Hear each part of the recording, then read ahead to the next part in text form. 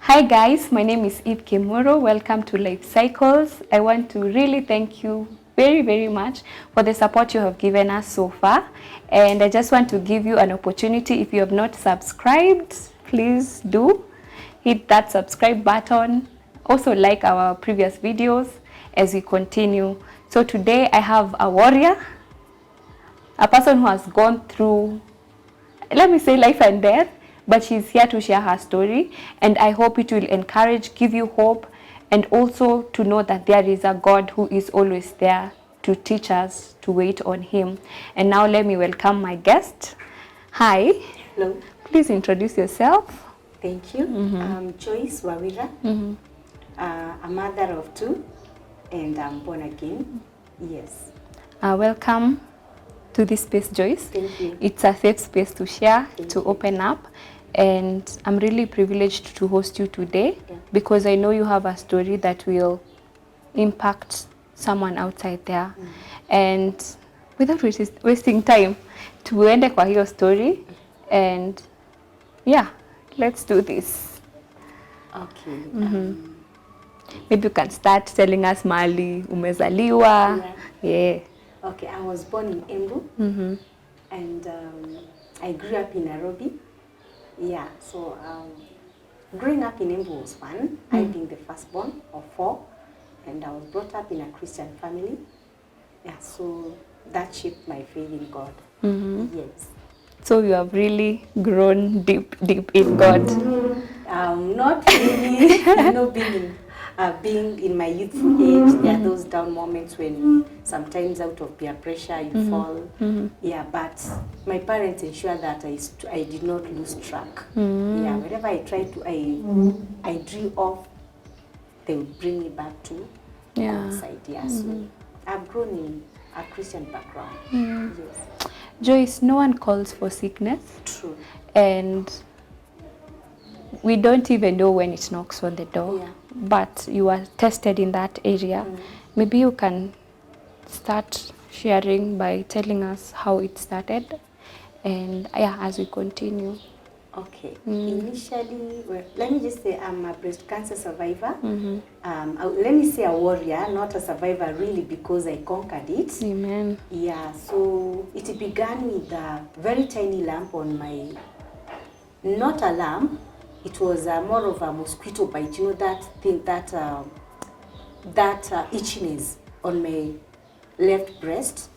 And I was, those days, there used to be, I think it was on a cancer month like this, October. So they were talking on TV, we were listening in the house, and there was this anchor who spoke about the signs of cancer, the possible signs of cancer. So they were creating awareness on how people should go and have themselves just screened. And I felt like I have all the signs, you know, those are, you know, the fear of unknown. So I remember telling my mom, I have this thing on my breast, not a lump, on the left breast. That's where it began. It was kind of mosquito bite. It looked like a mosquito bite. It was not painful. It was kind of itchy. So I felt like I have all the signs. And my mom was like, you're just thinking your own things, but you need to go have yourself checked. So I went to Kenyatta, where I did a checkup. And luckily, they say that it was just a hormonal imbalance. And they gave me some medication, and that thing went. Then, fast forward years later, after like 2 years, now that's when I had the real thing on my right breast. It was a very tiny lump, like a pimple, you know, very a tiny pimple. So I felt it when I was bathing because it was also itchy from inside. So when I followed the itchiness, I touched something very, it was firm and very tiny. So I was like, this is just a coward thing, and I ignored the thing. Then when on my menses, I discovered now that's when it gets more itchy, and after every cycle, it grows, like it's growing, but not fast, slowly. So that gave me an alarm, and I was like, I need to go have myself, maybe it's cancer now that I had on TV, I could be having the symptoms. So a question. Yeah. So now you have the lump on this other, on the Yes, other breast. yes. So what's happening on this other side? This other breast is okay. Oh. It was very much okay. Yeah. In fact, I think that was just an hormone imbalance because it's cleared. But now on this one, every month, the fact that it was growing every month, after every cycle, that gave me a worry. So I thought maybe I should have myself checked. But being that it was not painful, as we usually do, I just ignored it. Yeah, and I decided to move on with my life. So I've stayed with it for almost 10 years. Yeah, it was not painful. You know, it's still very tiny by there. It's not something to worry you. It can't worry you. It was very tiny. So I've stayed with it like for 10 years, and I even forgot I have something. I would only remember during my cycle, because it was itchy, not painful, itchy. So what happened? Now after the 10 years, that thing is growing slowly. It's still small. It's good. I love being open. Being a believer is always open. Yeah, we walk in the light. Amen. Before I was shy about talking about this. So what happened?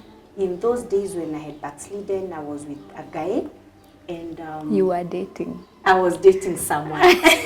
Was it even? We were past dating because we were cohabiting. You know. Okay. Yes, we had gotten to that point. We met at my place of work in a hospital where I used to work. And by the way, this guy used to tell me, you know, during those intimate moments, he would tell me, he was a doctor. I was in the counseling department. Being a doctor, he would tell me, Joy, go have yourself check that thing. Namwambia, si niliambiwa si cancer. And I'll be, just have yourself checked. Yeah. So I kept postponing. But he was concerned about it. Yeah, so now this time, we were getting intimate, and the way they hold on to the breast, you know, yeah, so he held on the breast, and it's kind of, he pressed the lump, and I felt pain. Then I was like, umeniumiza that lump, kuna vile nimesikia uchungu ni kama umefinya. Kumbe ili burst from inside. Because the next day when I woke up, I noticed my gown was with blood on the side of the nipple. So I was like, what could this be? It's on the gown, So my nightgown. So something told me, try pressing the nipple, maybe it's from there. So when I pressed, there was like watery, bloodish discharge. Now that gave me fear, and I decided now I must go to the hospital. So I informed him, and we were not really living together. He'd come today, tomorrow, Hayuko. So I just called him and I told him what I had seen. And he sent me some money, and I went in a hospital for a checkup. Not that same day. Took me like. You still waited after that? Yeah, it's not painful. It's not. It's just itchy. Now this time it was more itchy. Yeah, and then I felt like there's something was happening from inside. Yeah, so I went to the hospital, and they did, it was a scan. And from the scan, when I went for the results after some days, it was suspicious. They said, suspicious of cancer? So I'm like, these people, and then they were telling me now, being that it's suspicious, you need to act fast, and you need to do a biopsy. And a mammogram as well. So Hebu tuambie hizo zinamaanisha nini kwa wajui? Yeah, some people don't understand. A biopsy is a test whereby they take some pieces of the lump. Yeah, they cut with some surgical stuff.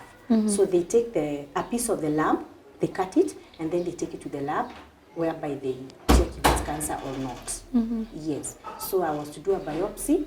I was booked, and the day came. I went, did FNA inspiration. That's they take the discharge plus the piece of the lump. So I was booked, and I went for it. It was very painful. In fact, I remember they didn't do the biopsy. They did the FNA inspiration because they put a needle inside. And they don't even sedate you. They say it's not painful, but it is. Wow. Yes, so they insert it. It's right inside a very tall, a very, what do I say? It's a very tall needle. Yeah, and then they press, they suck the juice in that thing. Yeah, and it was a painful experience. And at the back of my mind, cancer was the last thing I would even think of. Cancer was the last thing I thought of. Having worked in a hospital setup, I knew we have breast diseases, yeah? So I being a mother, I was still a mother by then, so I assumed it must be maybe a breast infection or something. Cancer never even crossed my mind.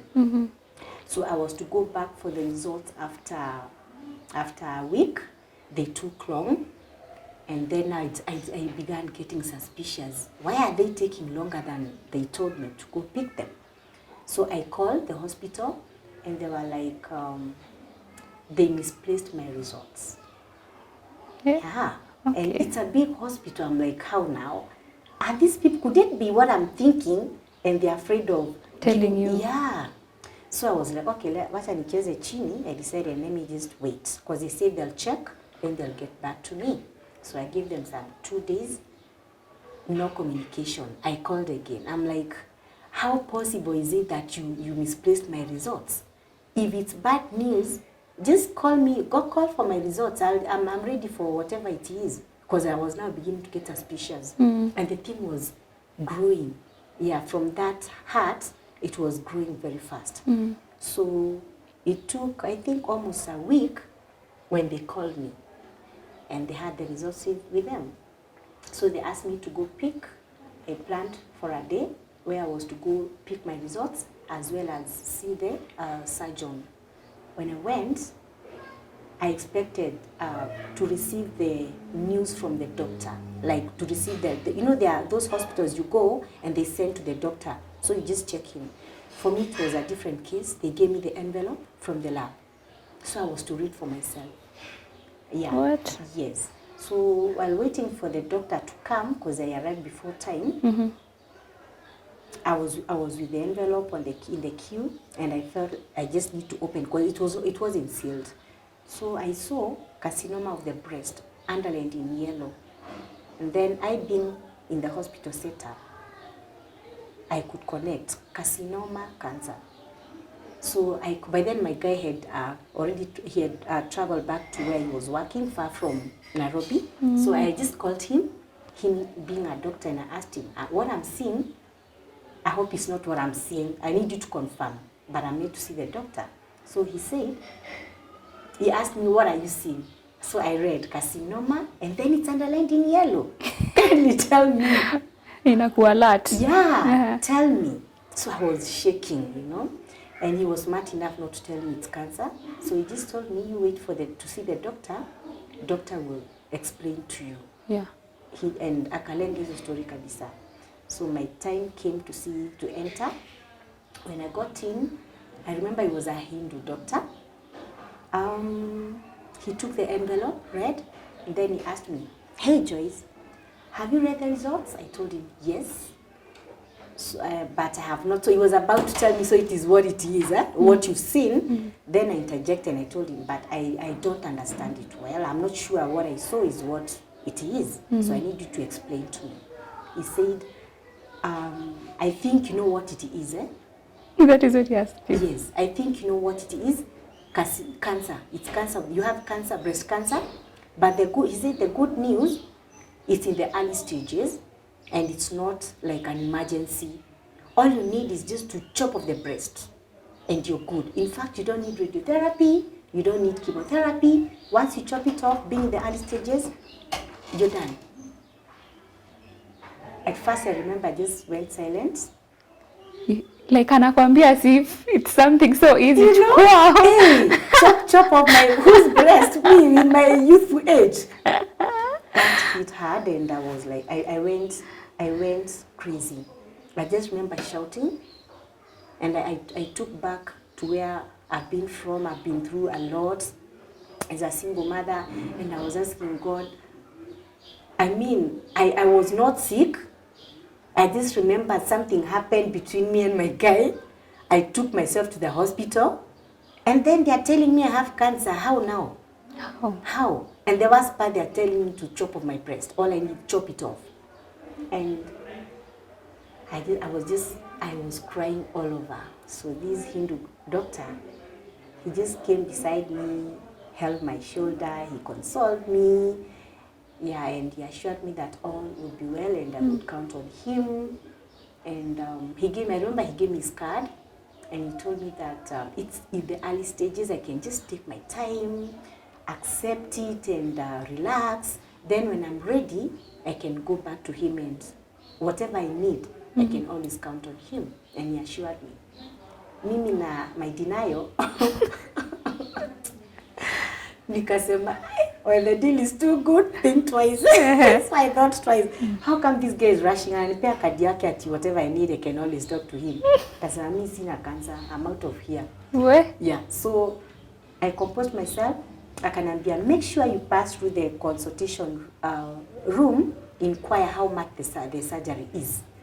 Then just go, take your time. When you're ready, come back. So I went. By then it was 150,000 to chop off the breast. Nikasema how? So I just went.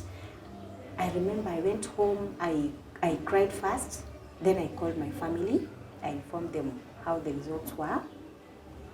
They were also shocked because we don't have cancer in our family. We don't have.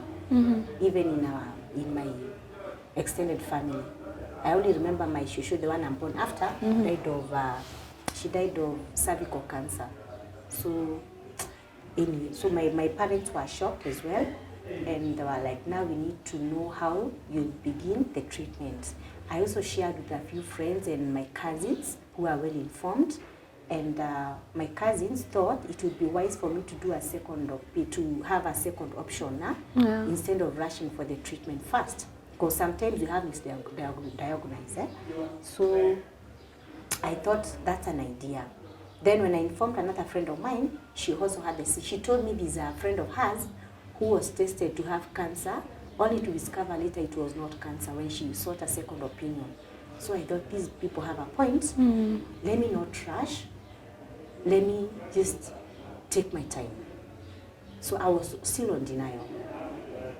But I still love your courage. Yeah. Like the fact that you went and told someone. And like if it were me, mi kwanza nanyamazia mwezi mzima. And then but the fact that you shared, like your support was there. I think the news hit me very hard that I had to share out so that it can, just come out of me. Yeah, so that's why I shared. And there's a lady I shared with. Do I say she's a herbalist? Kinda. Yeah, she's a herbalist. And she's born again, by the way, relative to the late Zimbi, someone, he was a bishop, the late bishop, yeah? So she has, I understand that they have these, they are graced with treating people with herbs. Oh. Yes. So I'll come back to that. The reason I mention it because I believe it also contributed to my treatment, to my well-being. So when I shared with her, she was not far from where I lived, and she told me that she has something that can cure, and it has worked for some people who are on chemotherapy, and they even stopped doing chemo and they were just using the herb. So I was interested. Notice it before I began the treatment, yeah? So we planned for it, and I began taking wheatgrass. By then I was still working, so she would bring for me in the early mornings and evenings. Then sometimes it would, due to time when I'm from work, I was not able to pass by her place. Yeah. So we decided she can teach me how to plant it. You can, if you have a garden, you can plant it outside in different. You can just shape some small gardens and then you plant. It's harvested after 7 days, wheatgrass. Then you take the juice. Yeah. So she taught me how to plant it, but because I was living in someone's house, these houses of Nairobi, no garden, I planted in a basin with soil. I would look for soil outside, then I planted. After 7 days, I would harvest and blend the water, then take the juice. It acts like chemotherapy. So I believe it also contributed to my healing. Now, I'm taking the wheatgrass. I'm yet to seek a second opinion. So we were still fundraising because I was still new in the company I was working for, and I had not gotten an insurance cover. I was still on probation, by the way. Then God works mysteriously. I remember sharing with a very close, actually my best friend, whom we've grown together with, not knowing she works in a company that would help me get treatment. So I just told her now. By then, after that whole thing happened, between the time I discovered it's a cancer, we had issues with my guy. Like, things were not the same. He started, acting funny. Kumbe alikuwa ashapata kingine when he got a transfer. Wewe umekuwa mgonjwa. I'm telling you, mpaka sasa we hadn't gotten a child with him, we were planning, but Mungu anafanyanga mambo yake na motaratara, Like kama anaona you are in the wrong relationship and he doesn't want you there, atatumia anything and everything to get you out of that thing. Yeah, if you prove difficult. Because many of the times I felt I'm in the wrong relationship. Ati unajikaza tu. Najikaza. Hey, this guy is actually is too good for me. He was very supportive. He was a good guy. Yeah, but I believe God was preparing me for something. So this guy alianza kuniuliza, sasa wewe na hiyo matiti yako hiyo kubwa hivyo unaweza zalia nani mtoto? So that thing ilikuwa inaniuma. And I knew I'll give him one baby then tutaendelea. So alianza tu madharau tu hivyo and so these are the things I was sharing with that friend of mine. That best nikamwambia mimi, imagine nimepatikana niko na cancer, sina pesa, sijui pesa itatoka wapi, because cancer is known to be the treatment very expensive. And then alikuwa anajua my guy. Nikamwambia pia this guy, I was about to mention the name. Yeah, so nikamwambia now this guy is he's difficult and he's like na unatu tunaachana. So mimi sijui utanisaidiaje because I'm totally confused. Niko na shida za relationship na cancer, how to be treated. Akanambia don't you worry. Just send me your CV because we are recruiting, tuone kama if you'll be considered. Nikamuuliza, sasa wewe unaniambia mambo ya kuapply. Mimi nakwambia ndio unisaidie vile nitajua what to do, because right now I don't even need treatment. I need to go for treatment or I should just ignore this thing. Akanambia Wawe, she calls me Wawe, she's from Embu. I remember it was on a Sunday. Forward for me your CV via my email, then let's talk on Monday. So I did it. She asked me, ni Mungu alikuwa anamtumia. And on Monday, I was called, come for interview. So I went. Kumbe she was working in a company na alikuwa anakachia huko. Mungu anajuanga tu, yani anapanganga. So my guy alikuwa ananiacha juu na hii kanza haizani na mimi, but God alijua mtaachana na nitakusimamia. Yeah, what I was afraid of. So I went, we were so many. I remember it was a big company, a call center, and I was among those who were selected. Na sikuwa na experience ya hiyo job. It was God, yani God alikuwa ananiandalia the cover. Yes, alikuwa ananiandalia the cover. So I was considered for the job, and I being on the probation, that friend of mine organized for the insurance cover to be fast-tracked. And that's how I got the card to be treated with. Yes. I say it's a miracle card because it was, by then it carried 700,000, which was enough for me to go to any hospital of my choice, of which now I thought of taking a second opinion from Aga Khan. So that's where I went and I did the biopsy with the results I had from the previous hospital. So they decided to do for themselves afresh. And funny enough, from how the breast was, they say when cancer is pricked, it gets worse. By then my breast was big, like you could even tell there's something wrong. Yeah, ilikuwa imefura kabisa, ni kama nitaka kubust from outside, barikuwa na kidonda. And you are not feeling pain? No pain. no pain, but I think wheatgrass ili contribute sana. By the way, it's very medicinal. Nilikuwa naikunywa kama juu tu. It's not very tasty, but I just would take it. Yeah, so the biopsy from Aga Khan was negative. Amazing. It was a negative, but the fluids, the FNA, was positive. So again, I was with a private doctor there. A woman I was referred to was a good breast doctor. And he said he was a bit confused. Akicompare the results from the ones I came with, alichanganyikiwa. By the way, I didn't mention something very important. I'm a prayer warrior. And when I received this news, one of the people informed were my prayer warriors and my pastor. And we were praying and they knew my breast would not be removed. Actually, they were praying against the removal of the breast. So I also believe maombi ilisaidia sana. Sitaki kusifu wheatgrass sana as much as ilifanya kazi. I'm a believer and I know it is through prayers that I got my healing. So they were praying for me. Now, when I went to the doctor, I remember before I picked the results from Aga Khan, the receptionist was born again.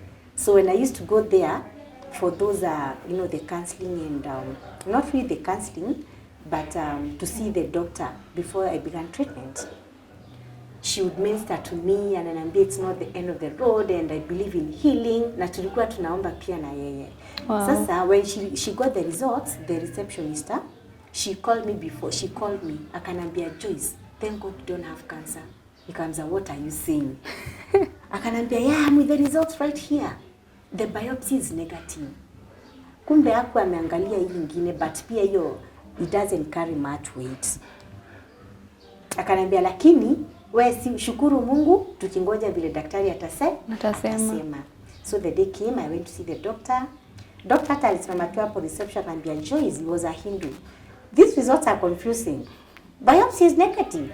FNA is positive. So I don't know which one to go with. Mimi nikakumbuka, we've been praying fervently.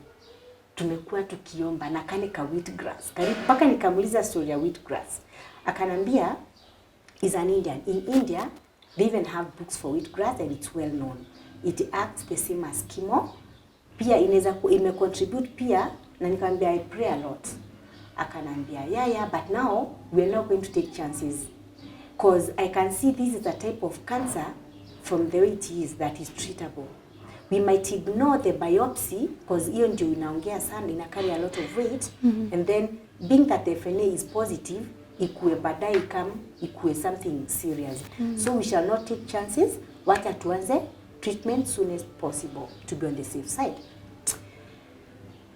My family walitaka nifanye herbal treatment. Mitishamba. Yeah, from the history they have from people. Because like my mom alikuwa anaofia sana in case niende surgery sitaamka. Because from the past, the encounter she's had before. So alikuwa nikachanganyikiwa kabisa. Sasa nishafika Aga Khan, nafaa kwanza chemo. I have the card with me for starting, although nilihitaji a lot of money. But I was praying for providence from God. Nikachanganyikiwa, nikashindwa. Do I go the medical way? Do I go the kienyeji way? I remember after kuna time before the appointment, nilienda Yaya Center kuona a certain herbalist. Wako wengi sana. Aliniambia vitu mingi sana mpaka I was like, okay, sawa.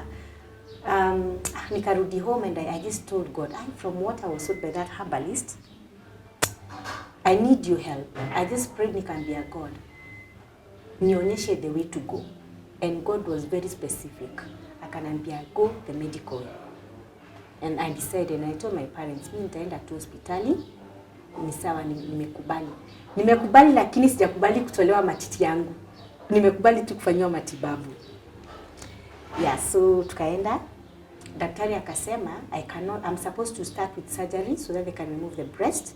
But the way the lump is too big, itakuwa hard for the surgeon. So I had to do chemotherapy first to shrink the lump.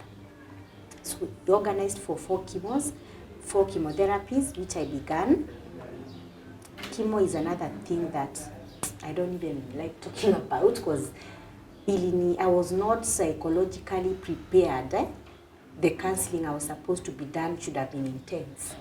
But all I remember I was told, you will experience hair loss, but it also depends with the texture of your hair. If it's very strong, it might even not break. See what I was told? Nimeanza chemotherapy with that metallic, that thing you hear metallic taste, my God, it's not even metallic, it's worse than that. You can't even explain, because you know I was having my chemos in Aga Khan. Nilikuwa naletewa buffet hapo, unaiona tu, yani unaona ni kama it's nothing because of the chemo. Yeah. A very bad experience. I don't like talking about chemo, but I believe God prepared me for a reason. Na kuna vile ilikuwa inafanya nisikie kiakili, ni kama ilikuwa inani affect. Nasikia nikana kunywa jik. You know, there are toxins. Then mwenye ana-administer hiyo chemo, anakuja amevaa, vile sahi wasiwa, au madaktari wana COVID. Yes, that's how they were dressing. So mpaka nakumbuka nikiuliza one of the nurses, sasa wewe unavaa hivyo unakuja kunipea hiyo dawa, why are you doing this? Mimi nilimuuliza juu ilikuwa inanisikia. Na ujue mimi ni mtu wa imani, me I'm not shaken by big things, Akanambia, you know, these are toxins na zinaweza to affect. So even for you, so namuuliza sasa kama wewe zinaweza kuaffect na unanipea, what about me? Lakini Mungu naye, the God in me, ananiambia, greater is he who is within me than he that is within in that drug. True. Na naambia God, hii dawa napewa because I have no choice.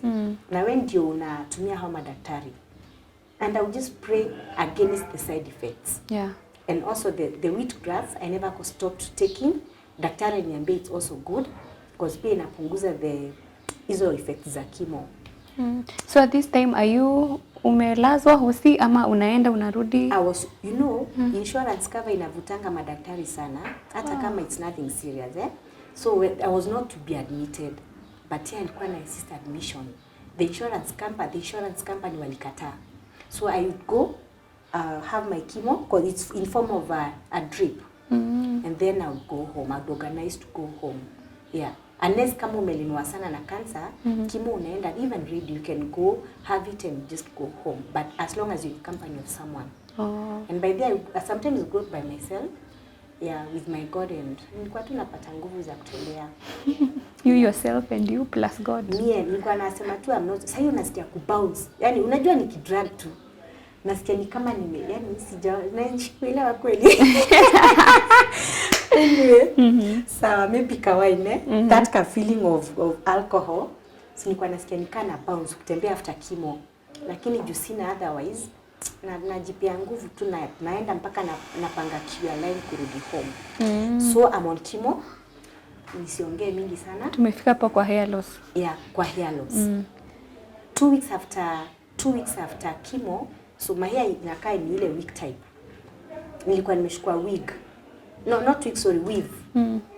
Nikiwa kwa shower, nilikuwa tu na notice tu nywele tu kwa nyumba yangu. You know, sijui tunatoka wapi na sijashave. So one time nikioga, kumbe hiyo kitu imesag, nimeshukua lines za wig. Kumbe zinangokanga, zimebaki kidogo na haijai click. Wow. It's too early for me to think that I can lose my hair. So the shower head, hiyo bafu ilikuwa na kioo. Then nika feel funny, nimeshika ikaumia. Kuangalia hivi imesag. I just took scissors, niliscream by the way, nikachukua tu makasi, nikakata zenye zilikuwa zimebaki ikaanguka. And even the eyebrows. Oh no. I was looking like, I don't know, my son would see me and run away. By then he was young. Alikuwa ananiambia, "Mom, because now nywele nikami kaisha yote, si kwenda kinyozi by the way, inangoka." Every hair fell off. My head was like this part of the body. Yeah, so I was looking very funny. Ilibidi nitafute tukofia. Kuna wakati kuna tukofia tulikuwa tunavaliwa, so I was using those things, but ilikuwa inani affect sana. It was really affecting me. Yeah, so nikaendelea nikakunywa hizo chemo, the lamp ikaanza kurudi chini, mpaka nikaona hii kitu haikuwa cancer. The lump shrunk kabisa. So hata mimi nikaendelea hata na kazi in my company, nilikuwa naenda job. So one of the HRs in that company, she was more concerned about me because she had a friend who did who had cancer, treated in US, did the mastectomy, the removal of the breast, and was cured. So alikuwa ananifuatilia sana na concern. Aka notice niko reluctant kwenda surgery. Okay. So she called me when I was working. Akaniambia, Joyce, I need you to go and have that surgery done. Namwambia, this thing imeisha. Uko sawa. Imeisha. Me, I know I'm okay. Akaniambia, no, Joyce, just have yourself. Go to the surgery. Akapiga simu hospitali. Akaambia daktari kuna mali alinirifa. Nikaenda nikaongeleshwa. Then I went back to my doctor. Akaniambia, now I'm due for the surgery. So this is Aga Khan bado? Yes. But now nikiangalia charges za Aga Khan and the card na hizo chemo, nilikuwa napewa 2 types of chemo. By the I didn't mention, by the time I went now for confirmation of the second opinion, it had progressed to that stage. From stage 2 to 3. Ina progress very fast kianza kufinya. So the types of chemo they were giving me were 2. Zile kali sana. Na zilikuwa zinagharimu kadi yote. So nikaona surgery siwezi manage kufanyia Aga Khan. I had to do it I organized for a program in Kijabe, a mission hospital, so that's where I did my surgery. Siku ya kwenda surgery, I remember I took time to go for the admission. Nilijipeleka mwenyewe. I don't want to talk much about that story.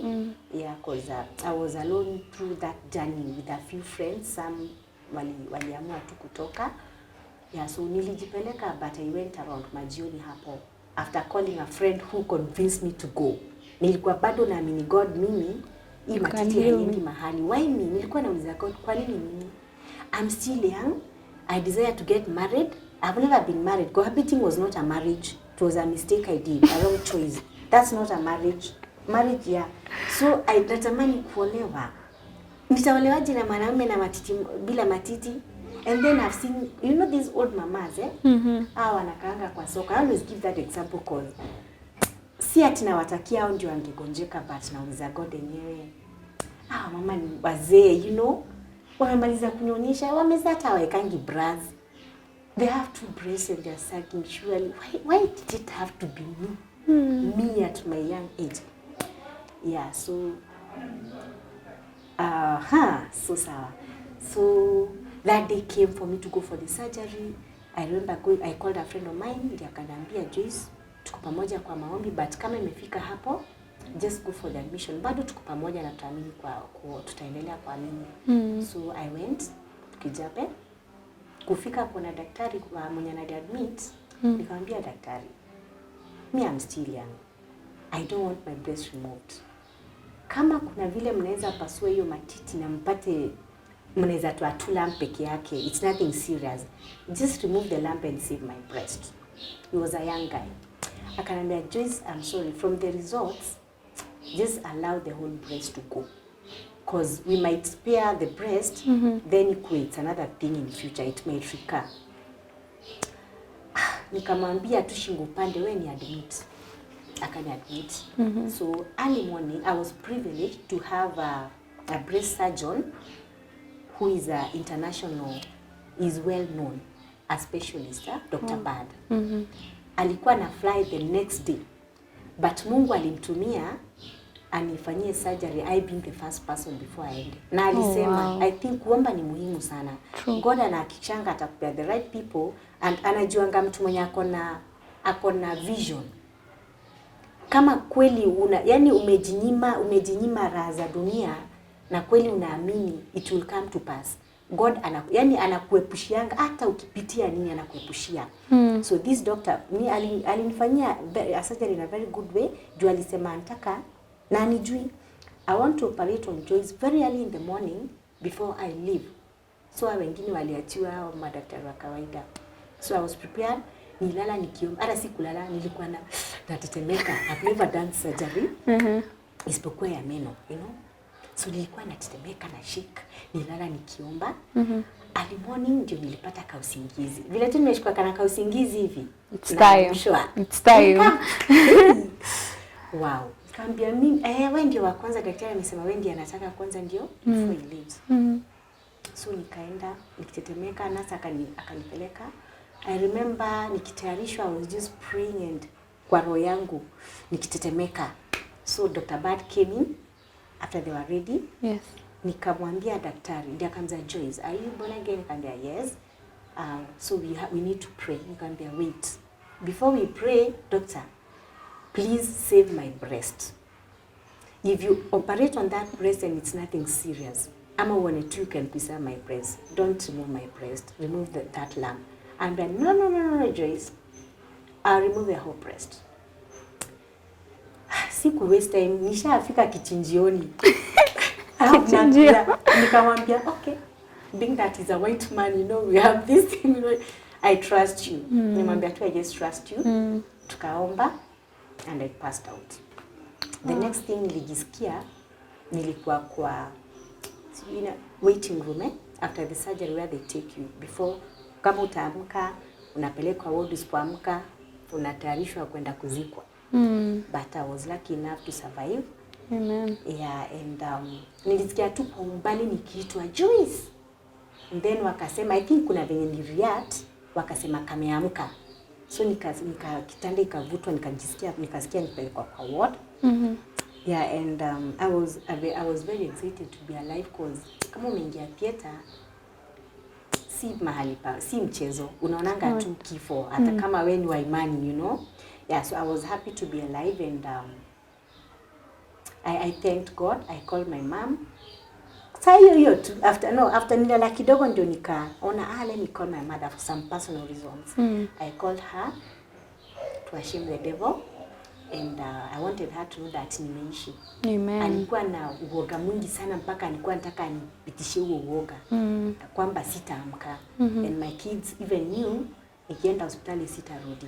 So I made sure in my pain I want her to hear that nimeamka and I'm strong. So I called her. Akanambia, uona nipigia simu saa ngapi? Lala. Nikamwambia, mama, nimeamka, niko kwa ward. So kuna nasa alikuwa wa rafiki yao, ya mom, akaongea na yeye, nikishapumzika niletee something I can take.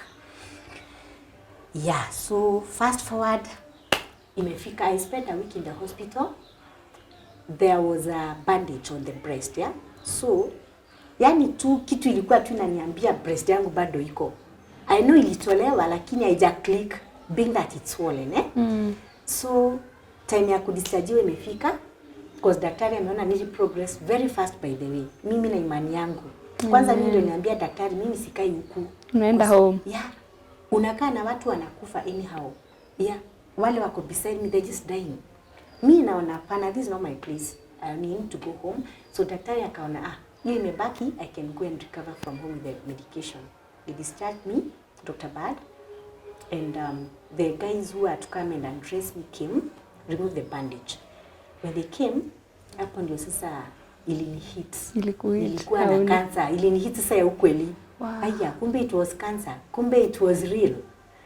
So when they removed the bandage, you know, they thought it's good news for me, Wakanambia, Joyce, Ebu, just turn around and have a look at the breast, have a look at your chest. It's healed. Alafu nilikuwa tu na imagine, so nikaanza kuimagine nitapata kiskaa kikubwa sana. Unaona vile kidondo upo unapata kiskaa? Na I thought it's a big scar. So ikanihit, haya, kumbe mimi sina breast, sijaangalia bado, naogopa, niko hivi.